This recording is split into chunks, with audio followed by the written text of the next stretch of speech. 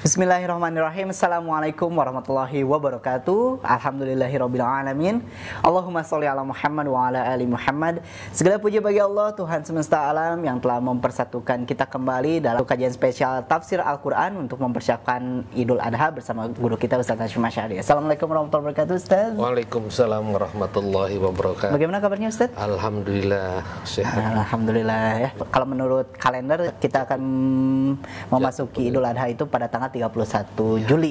Nah, sahabat percikan iman sudah tahu ya kalau misalkan ketika Idul Adha salah satu keutamaan ibadahnya itu adalah selain dari sholat Id, tentu juga berkurban. Kita sebisa mungkin, semaksimal mungkin kita berpartisipasi dalam program kurban ini. Setidaknya kita bisa membeli domba atau sapi atau apa hewan yang akan kita kurbankan untuk kita bisa meneladani teladannya seperti Nabi Ibrahim ya, Nabi Ibrahim dan Nabi Ismail seperti itu.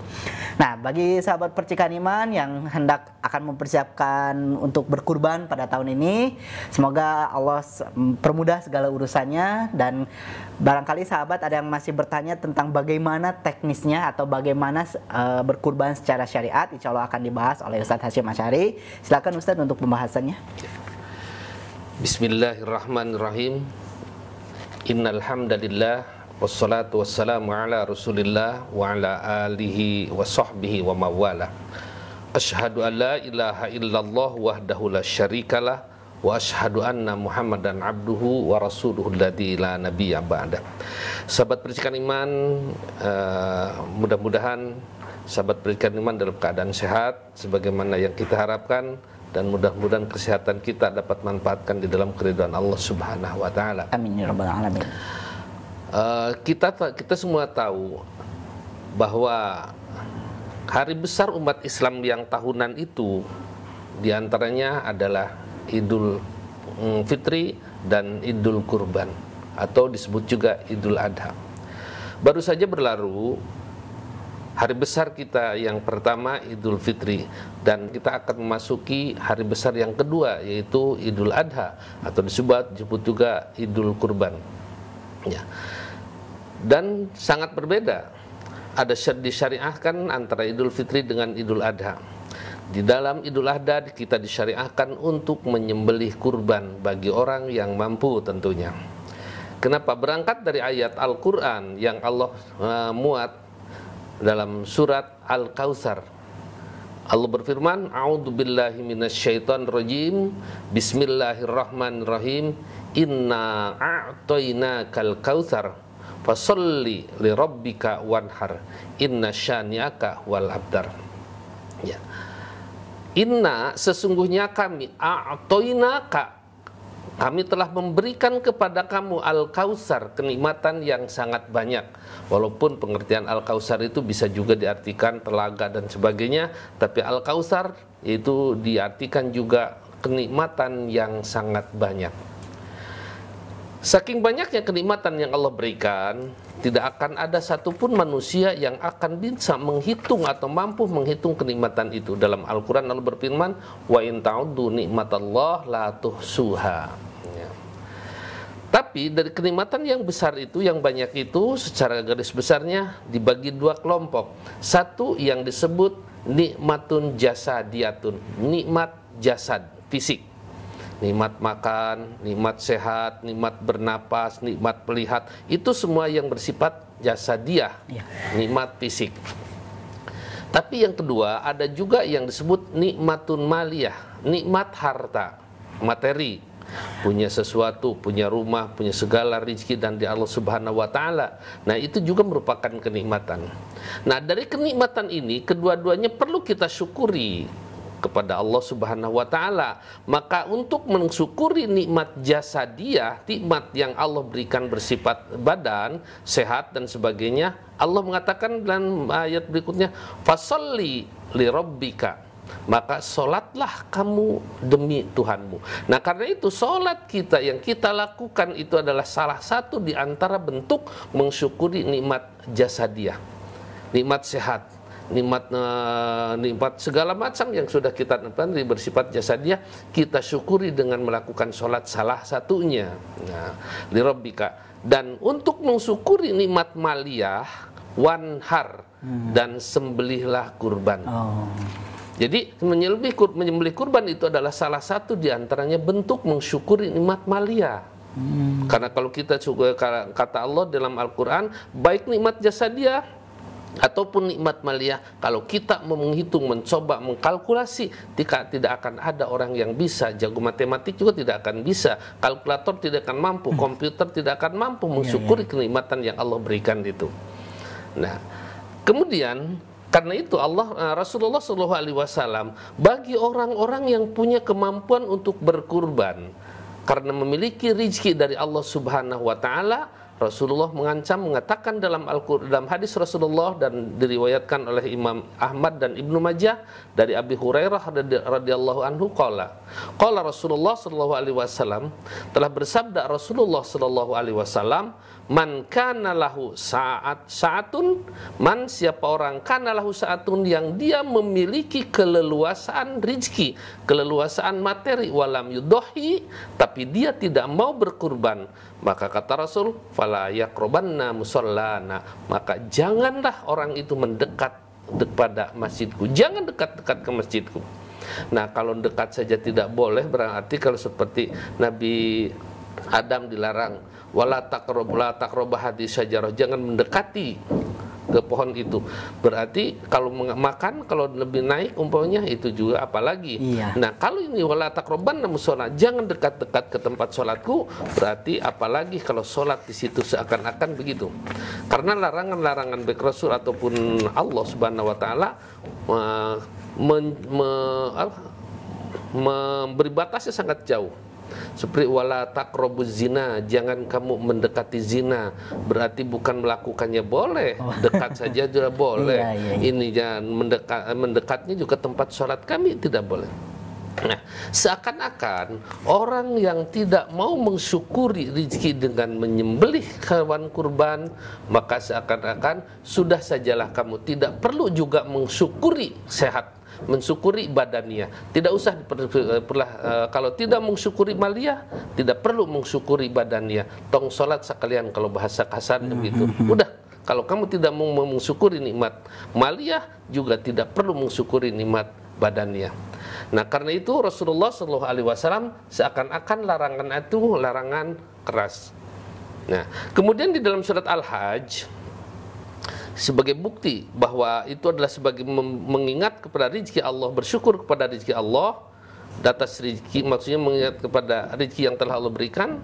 Qala Allah Ta'ala, Allah berfirman dalam surat Al-Hajj ayat 34, A'udzubillahi minasyaitonirrajim, walikulli ummatin, dan bagi setiap umat ja'alna mansakan, kami sudah menjadikan mansakan nusuk, artinya menyembelih kurban, liyadhkuru smallahi, agar dia mengingat kepada Allah, alama razaqahum, atas apa yang telah Allah rezekikan kepada mereka, min bahimatil an'am, dari binatang-binatang ternak.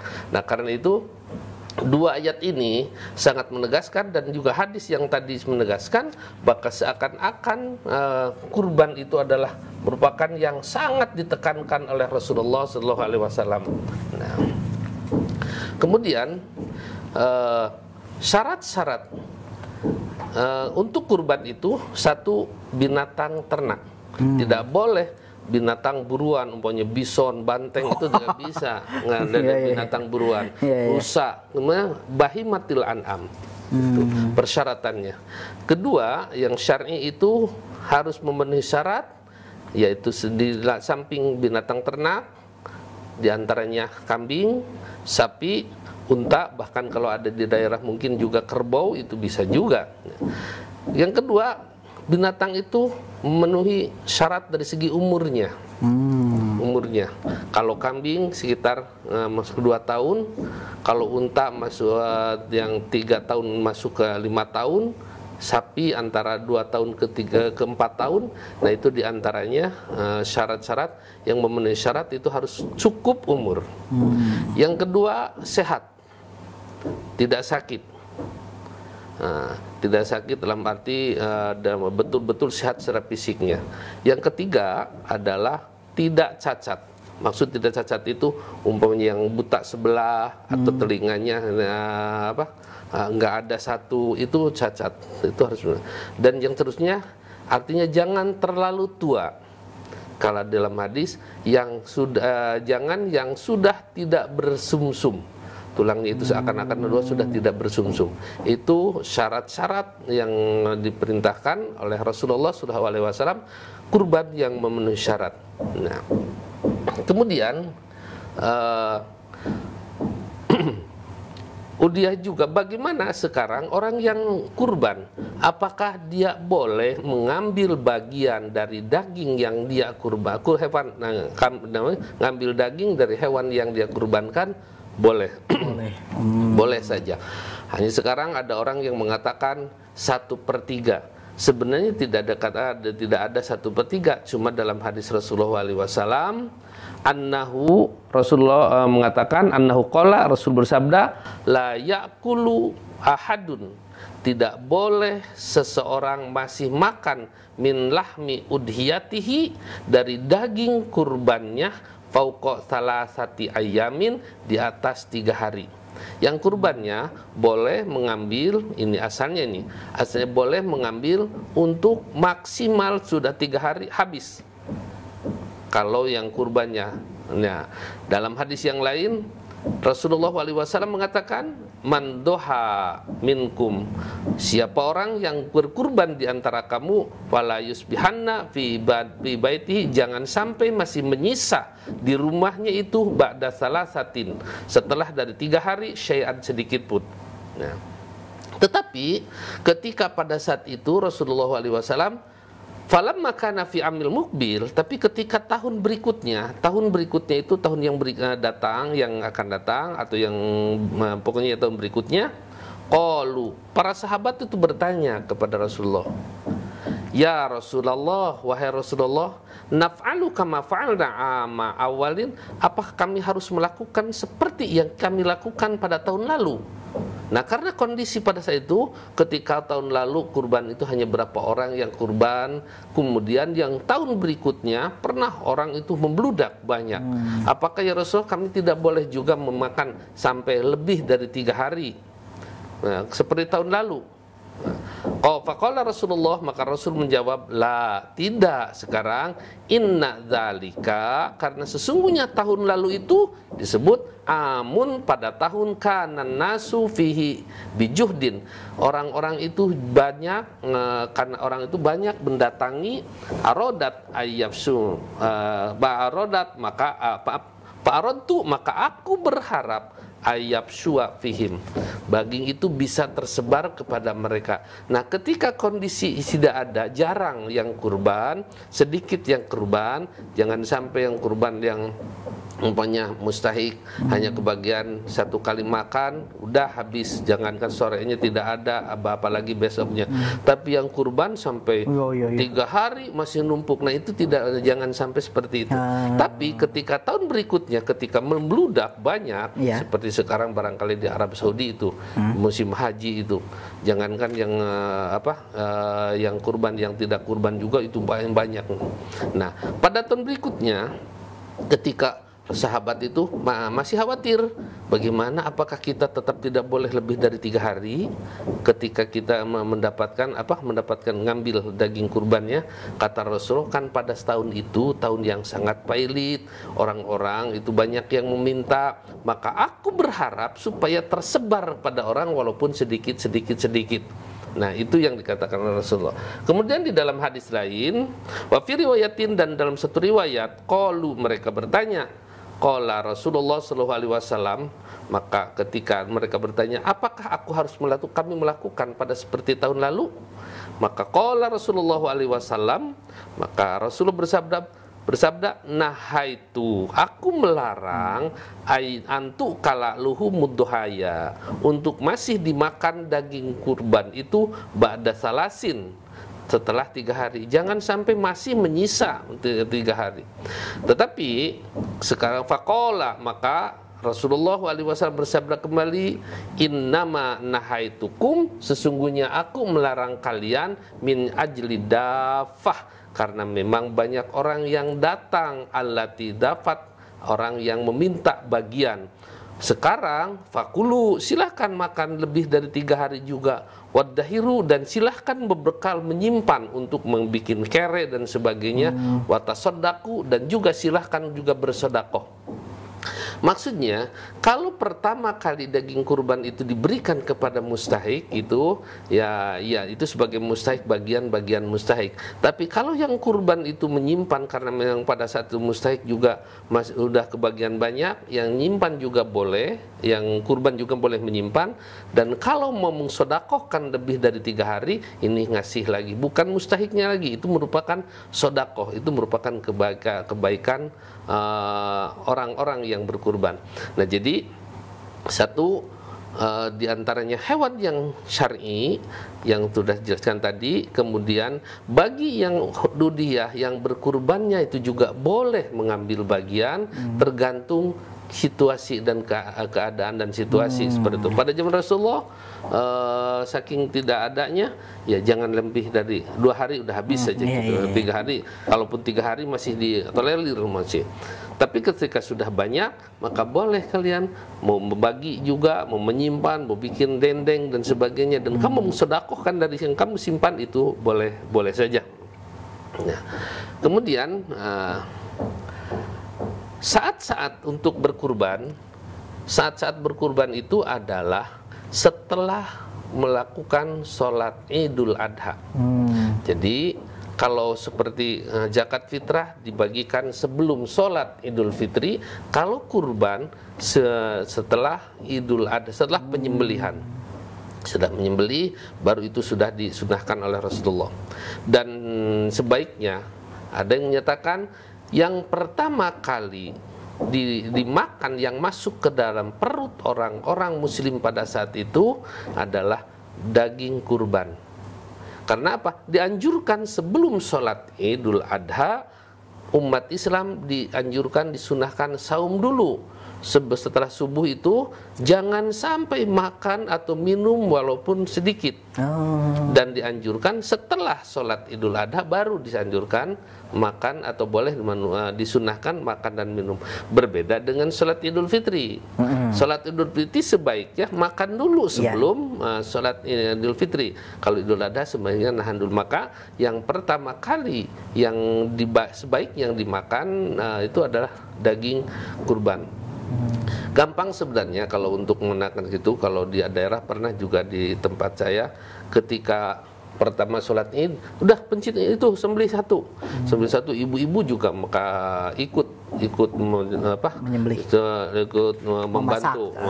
Gitu. Nah, setelah sembelih satu, udah aja itu ada di sate, digoreng sama begitu. Yang lainnya kerja menyembelih, tapi setelah itu mereka belum makan, belum minum. Kemudian nih udah sate, walaupun satu tusuk, satu apa, itu yang disunahkan oleh Rasulullah. Nah, sehingga kata sahabat, ketika ada kalimat itu, sahabat sebelum sebelum Id, ada yang karena memang sebaiknya yang dimakan ke dalam perut yang umat Islam itu adalah daging kurban. Ada seorang sahabat sebelum sholat, setelah subuh dia sudah menyembelih. Kenapa? Karena harapan, keinginannya supaya daging kurban dia yang pertama kali dimakan oleh Rasulullah. Nah, kemudian begitu sholat Id beres, dia mengatakan, ya Rasulullah, aku persilahkan kamu. Saya sudah sembelih kurban saya supaya lebih dulu yang pertama kali dimakan oleh Rasul.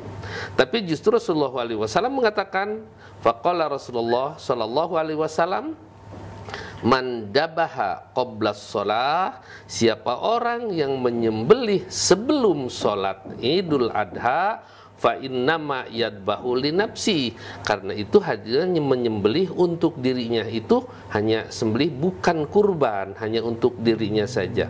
Wa man dabaha ba'da sholah, dan siapa orang yang menyembelihnya setelah sholat adalah faqad tamma nusukuhu, itulah yang sempurna kurbannya, wa asaba sunnatal muslimin, dan sesuai dengan sunnah orang-orang muslim.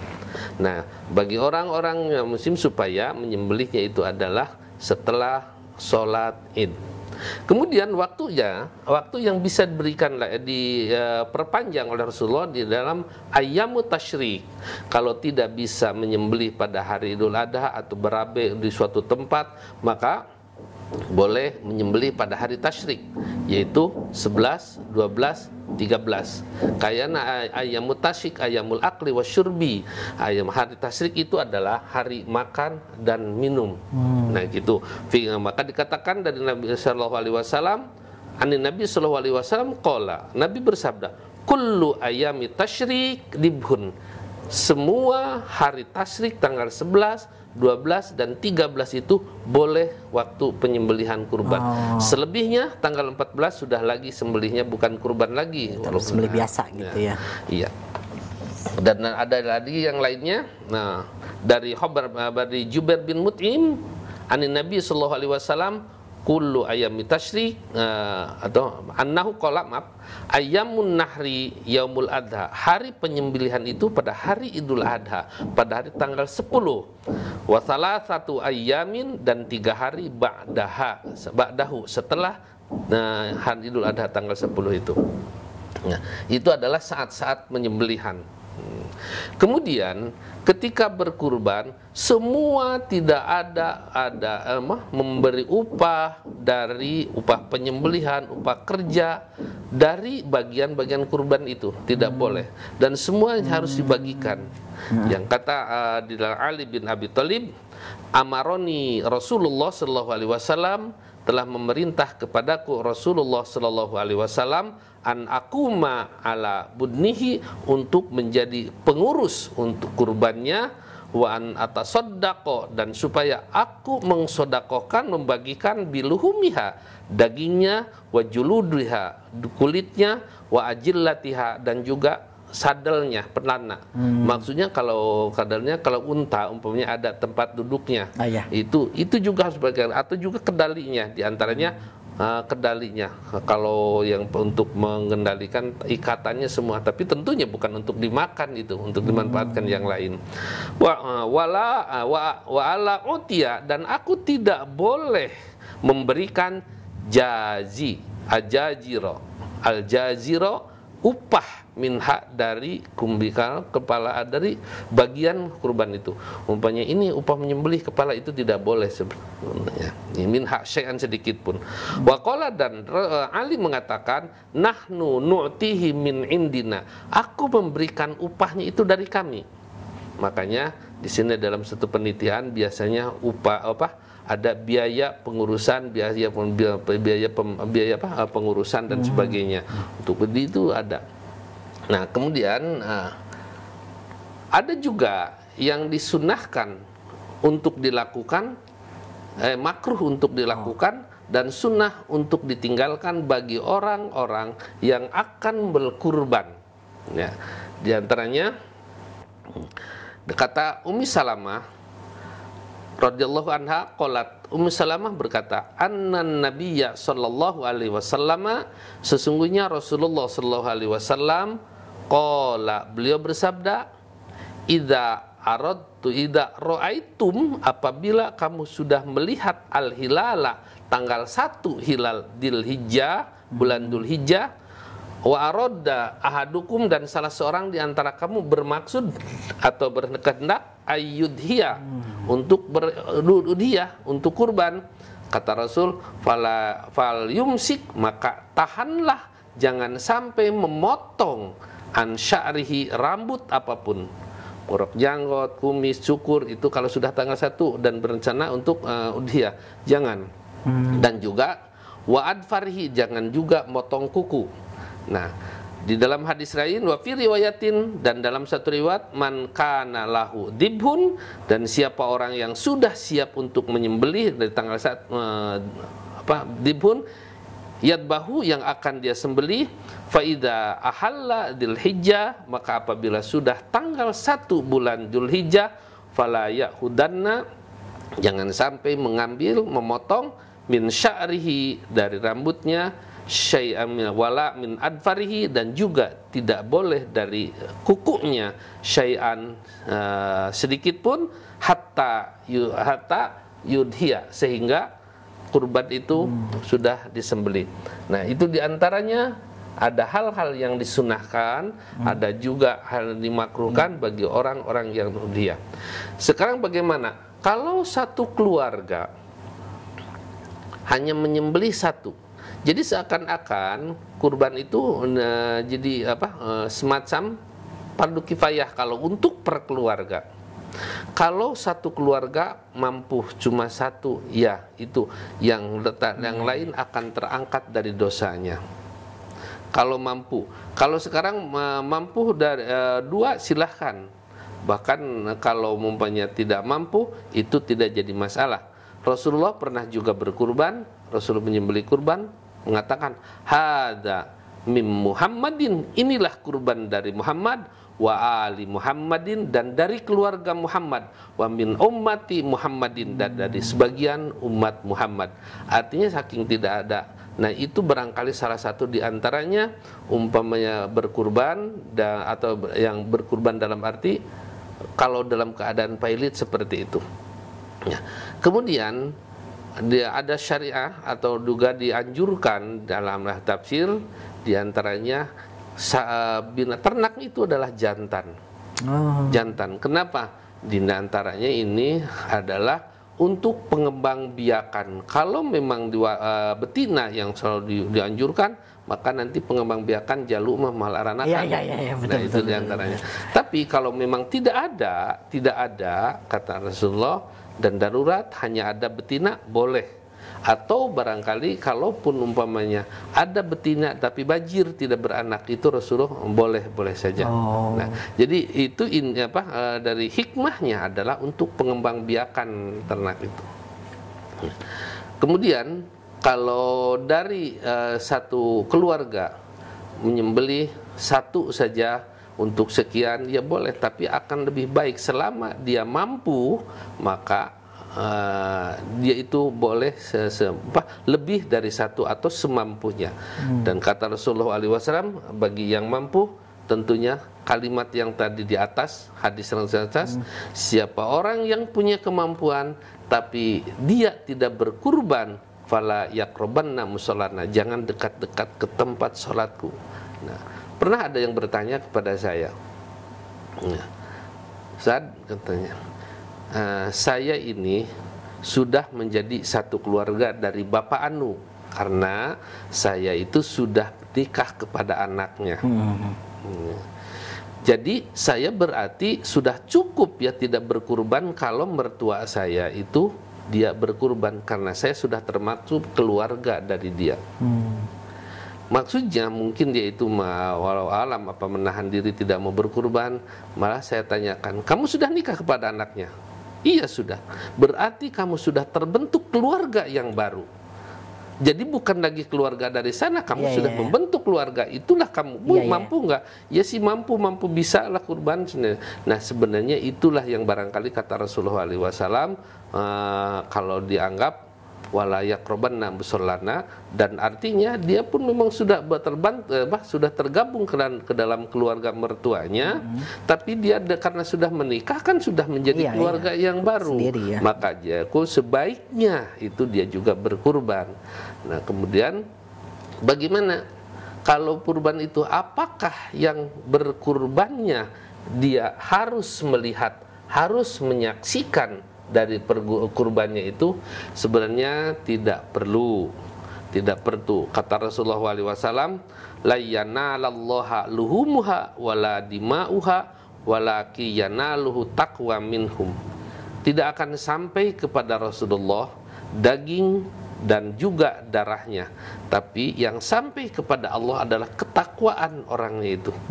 Nah, ini walaupun sababun nuzulnya, sebab turun ayat ini berkaitan dengan orang-orang kafir Quraisy. Orang kafir Quraisy itu biasa mereka juga, walaupun kafir Quraisy itu biasa sudah berkurban.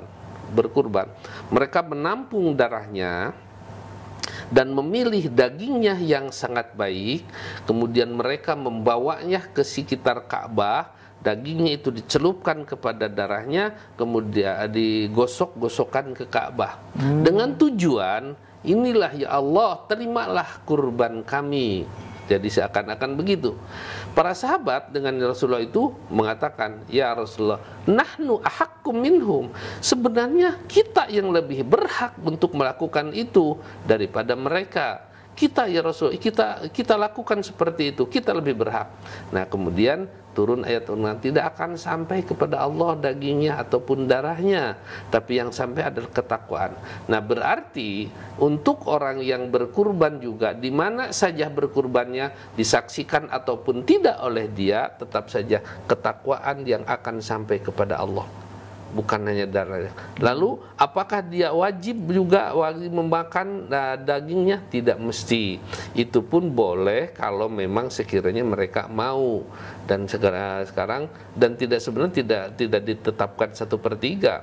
Umpamanya mau apa? 1/4, mau seberapa pun boleh saja, itu tergantung kebutuhan. Bahkan ketika orang yang tidak membutuhkan, ya buat apa? Sebab begini, kurban itu kan bagi orang-orang yang jarang makan daging.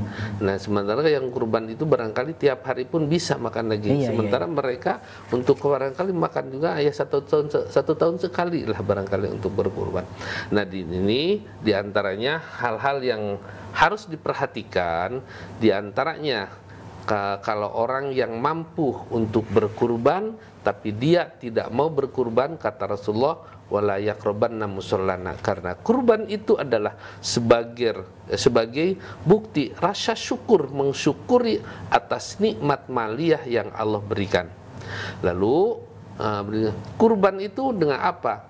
Tidak boleh dengan ayam 1000, tidak boleh ayam itu. Di antara katakan hewan atau bahimah, hewan ternak. Di antara kambing, sapi, ataupun unta. Kuda juga tidak boleh. Tapi jangan diartikan kuda itu karena memang ada yang mentafsirkan. Kuda itu kenapa kuda tidak boleh?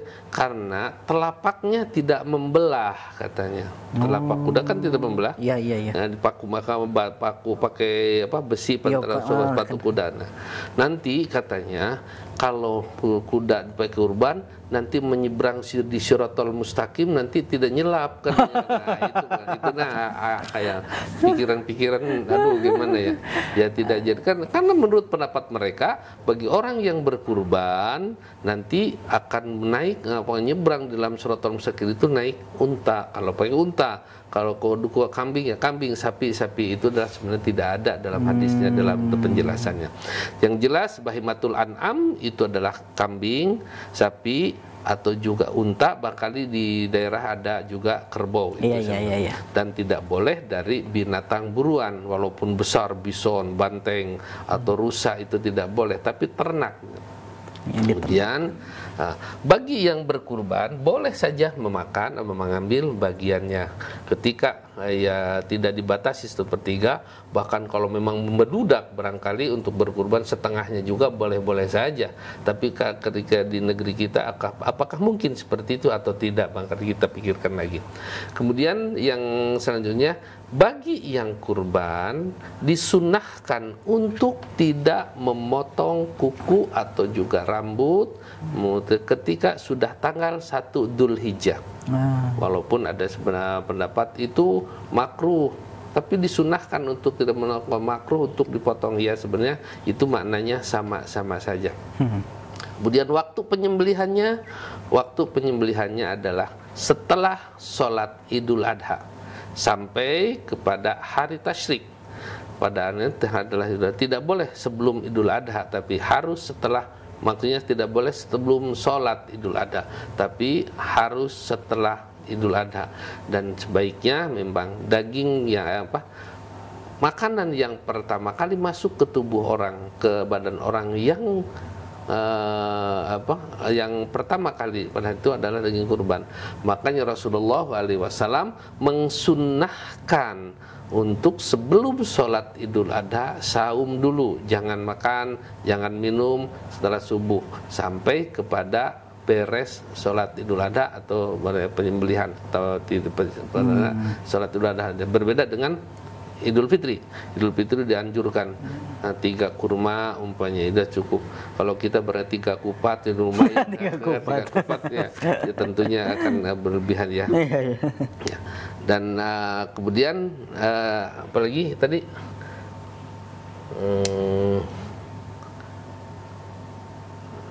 Idul Fitri tadi disunahkan untuk makan dulu. Makan dulu sebelum kalau Idul Adha tidak gitu ya.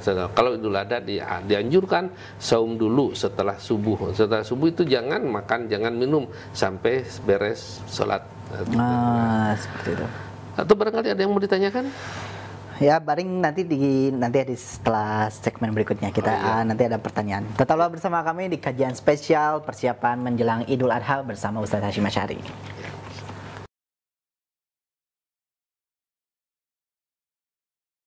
Baik, terima kasih sahabat Percikan Iman, masih bersama kami di kajian spesial Tafsir Al-Quran persiapan menjelang Idul Adha bersama Ustaz Hasyim Asy'ari. Nah, sahabat Percikan Iman, karena dalam waktu dekat kita akan memasuki hari Idul Adha, maka sahabat Percikan Iman juga bisa berpartisipasi dalam program kurban ini. Kita di Percikan Iman itu memiliki kurban untuk sapi dan kambing ya.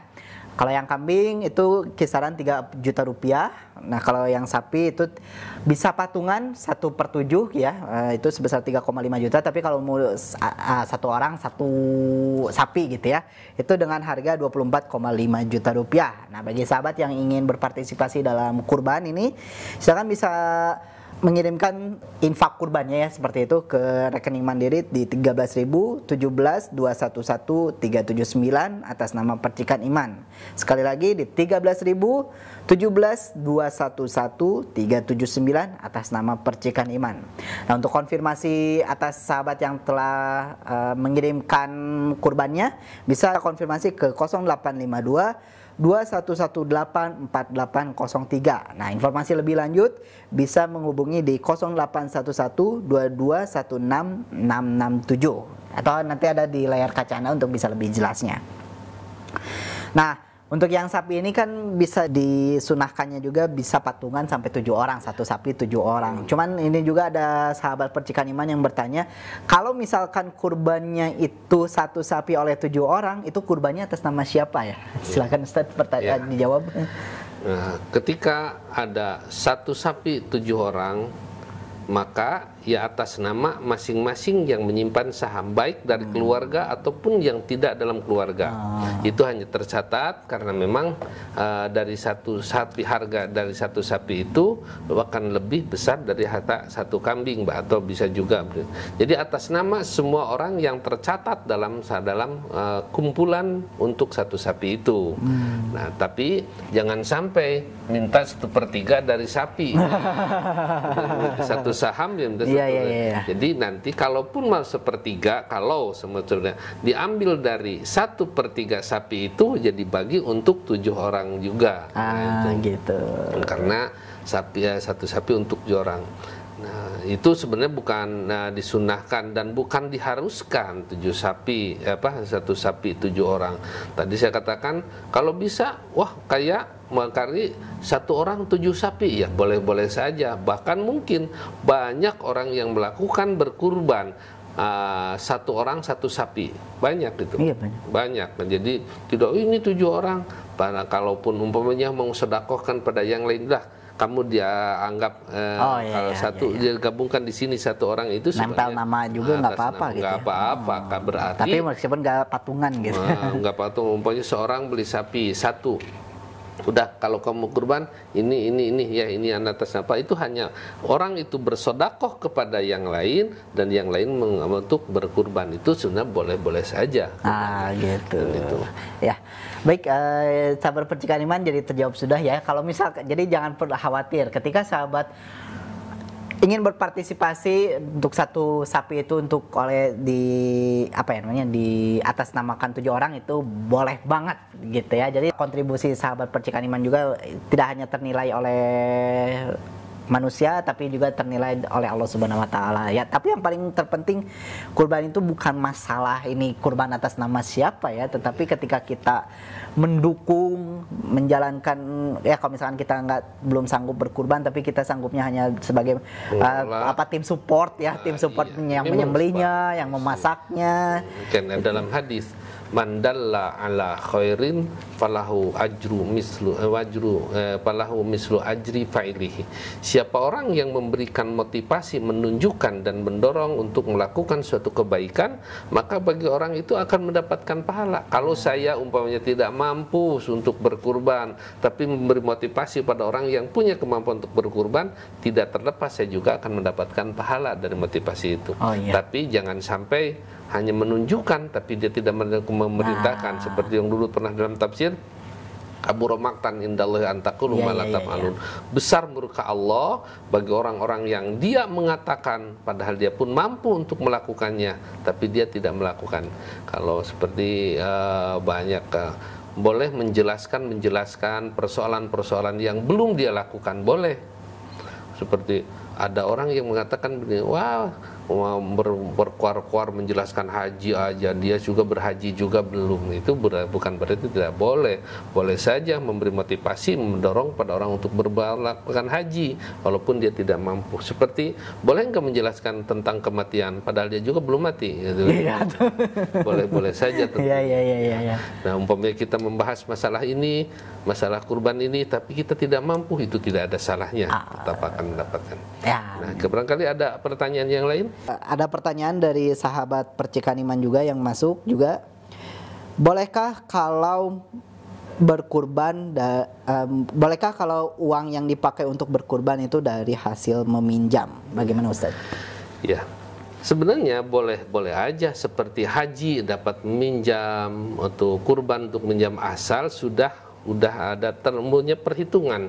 Kalau seandainya begini, kurban, batas kurban itu sampai hari tasyrik tanggal 13. Dia punya uang, tapi uangnya utang sekitar punya uang itu tanggal 15. Tentu kalau mau kurban sudah terlewat, maka dia pinjam dulu kepada orang lain, pinjam uang untuk beli sapi, untuk beli kurban, untuk beli hewan kurban, kambing atau ini uangnya belum cair, saya tanggal 15, kalau tunggu tanggal 15 sudah habis masa. Itu boleh saja setelah kurban nanti sebagaimana dijanjikan pada sudah cair maka bayar. Baru bayar gitu ya. Kemudian bagaimana sekarang kalau arisan? Ya arisan juga bisa juga sekarang. Kalau ada 2 orang atau 3 orang punya uang hanya masing-masing 1 juta, kau silakan aja bicarakan, ya gimana dia pinjam dulu lah sama saya, nanti tahun depan mungkin saya akan mengganti itu, kalau memang dia ikhlas, dia ridho, tapi dengan kejujuran, dengan sebenarnya itu boleh saja. Kalau apalagi kalau kakak beradik 2 orang masing-masing punya 1,5 juta, gimana udah pinjam sajalah kakak, nanti tahun depan bukan dibayar untuk kurban kakaknya atau kurban adiknya. Itu sebenarnya boleh aja. Tapi ya jangan sampai untuk kita khawatir ada warisan 20 orang umpamanya 20 tahun dah, itu jangan terlalu lah barangkali. Karena kalau 20 orang barangkali seberapa itu jangan, maksudnya beda dengan arisan yang mingguan, itu arisan yang mingguan. Nah, itu barangkali kalau uangnya tidak setia, tapi juga mengambil pinjam dari orang lain. Sekarang bagaimana kalau ternak ya? Ternak sendiri itu juga boleh. Dari ternak sendiri, bukan beli ini gitu dia ngurus untuk kurban, itu juga boleh saja. Yang penting bahimatul an'am, ternak peliharaan, bukan ternak buruan. Apalagi kalau babi buruan, babi yang borok habis hasil ternak juga tidak boleh. Percuma.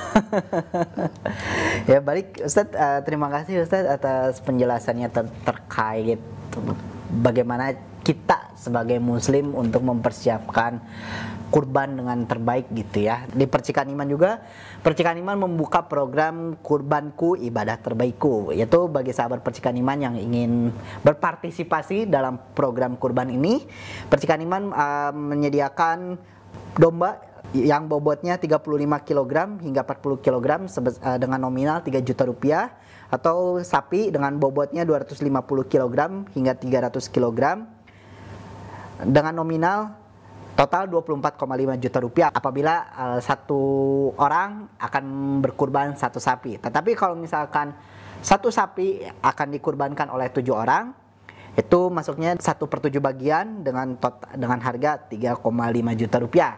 Nah, bagi sahabat ya. Yang 7 orang itu boleh keluarga, umpamanya 1 orang, boleh juga atas nama yang lain juga bisa. Gitu. Sekarang satu keluarga ada 6 orang, umpamanya boleh 6 orang, yang satu juga yang lain itu boleh saja. Iya. Jadi sahabat Percikan Iman juga untuk berkurban ini apakah harus satu keluarga full 7 orang? Ya kalau misalkan saya cuman saya anggota keluarga saya itu baru ada 3 orang, saya, istri dan anak misalkan. Nah tapi kalau misalkan mau benar-benar 7 orang, ya bisa juga diajak kerabat keluarga yang lain atau bahkan kerabat saudara dan siapapun ya, sehingga bisa jadi 7 orang gitu ya. Tidak kenal pun tidak apa-apa. Tidak ya, seperti itu juga. Nah bagi sahabat juga mungkin yang ingin menunjukkan kedermawanan sahabat untuk berkurban atas nama orang yang ya bisa dibilang tidak dikenal. Mungkin tidak dikenal tuh karena ketika kita melihat di jalan mungkin ini orang membutuhkan atau seperti apa, orang ini perlu diangkat derajatnya. Nah sahabat bisa seperti itu juga yang tadi disampaikan oleh Ustadz Hasyim Asy'ari ya. Kembali diingatkan untuk domba sebesar 3 juta rupiah, bobotnya 35 kg hingga 40 kg. Kalau untuk sapi itu untuk 1/7-nya itu 3,5 juta, tapi kalau untuk full satu sapi dikurbankan oleh satu orang itu sebesar 24,5 juta rupiah. Bagi sahabat yang ingin berpartisipasi silakan bisa mengirimkan ke rekening Mandiri di 13.17211.379. Sekali lagi Mandiri di rekening Mandiri 13.17211.379 atas nama Percikan Iman. Konfirmasi dan layanan jemput kurban silakan bisa lewat WhatsApp di 0852 2118 4803 WhatsApp ataupun telepon di 0811 2216 667 atau bisa mengunjungi situs website Yayasan Percikan Iman di percikaniman.org. Terima kasih Ustadz atas waktunya. Semoga sahabat Percikan Iman yang hendak ada niatan untuk berkurban semakin matang dan berkurban bersama Percikan Iman. Terima kasih sahabat Percikan Iman yang sudah bergabung. Jangan lupa like, comment, and subscribe channel YouTube Percikan Iman Online dan di Instagram juga. Instagram dan Facebook Percikan Iman. Akhir kata, saya Panji Nugraha beserta Ustadz Hasyim Asy'ari dan seluruh kerabat kerja yang bertugas undur pamit. Billahi taufiq wal hidayah. Wassalamualaikum warahmatullahi wabarakatuh. Salam.